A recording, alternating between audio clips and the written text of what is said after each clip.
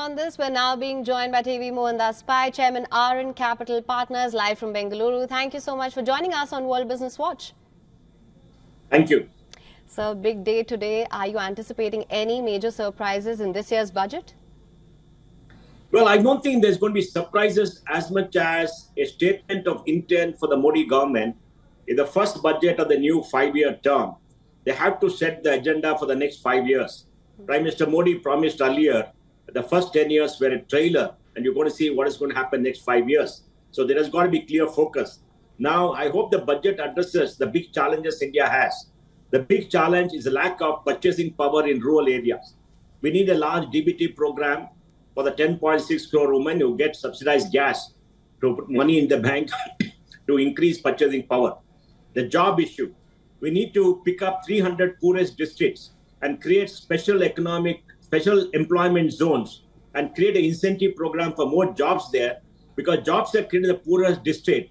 That will improve the economic conditions of maybe 30-40% of India's population. The next thing will be about infrastructure. I'm sure it's going to increase the allocation. It's got money. The fourth big issue is about the regulatory overreach. We are seeing many cases where ED, CBI and others are going after people, but we're not seeing many cases where charges have been filed into court. So there is an element of fear in the business, and that has to end. We need to make sure that they file charges within 6 months and make sure that the case is decided in 3 years so that the law is carried out. And I think that has to be reined in to create ease of doing business, including tax terrorism. The tax disputes have gone up to 12 lakh crores from 4.5 lakh crores in the last 10 years. And the next issue will clearly be the vision for the next 5 years and where he thinks we're going. India's economy is in great shape. Tax collections are going up in double digits. The banking sector is in great shape. Investments are coming into startups and investors coming into IPO market. So investments is going up. Private sector investment is also going up. Corporate profits are good. Debt levels for the corporates are less. So I think we've not seen an economy with such a great standing in the last many years. So everything is going for the government, and we need a big push and impetus in multiple areas for the next 5 years to be done right now. All right, sir, well, you've pretty much summed it up. That being said, which specific industries are expected to drive India's $5 trillion economy ambitions? Well, I think the big industry that will drive is electronics, because we have to tackle the global market. The second big industry will be services. We exported $341 billion, and we must make sure startups and services are given the impetus by reducing the regulatory cholesterol that impacts them. There are many small issues that is impact them. And the third is to make sure we get more FDI in the financial sector, because the financial sector is banking sector is profiting at the cost of the borrower. If you are a capital short country, many banks have a spread of 4% NIM. 4% is very high globally. 1.5-2% is the global norm for big countries. It's 4%. We're paying through a nose for borrowing, and the depositors are not getting money because of the past NPS. Now NPS have come down, and we want to see more competition there. So they must open up, sell up some banks, get some big global banks in. I think that is very important. Then infrastructure, of course, to improve productivity. Our railways still need a great infrastructure to move people. Our roadways still need to be connected in multiple areas.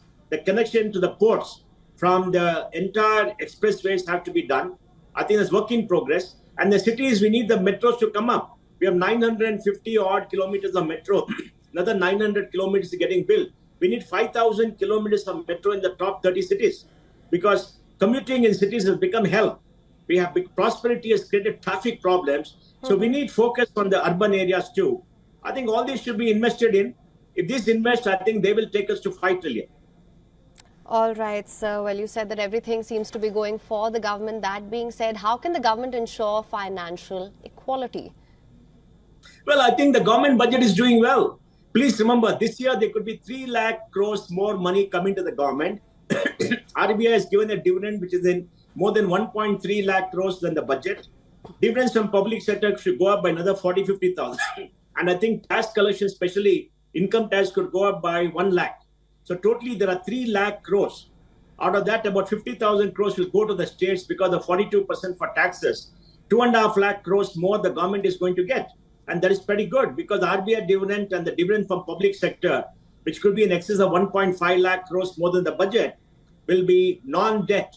And that's very, very good because, government doesn't have to pay interest on that. And that can be spread across multiple areas. So I think the fiscal situation is very good. They'll bring down the fiscal deficit from 5.1%, which is there as per the accounts, to maybe 5%. They must not bring it down further. I think it's important to spend more money in the first year, the 5-year term, so the impact is seen in the third and fourth year. They must not go for fiscal consolidation beyond a point and keep to the glide path they promised earlier.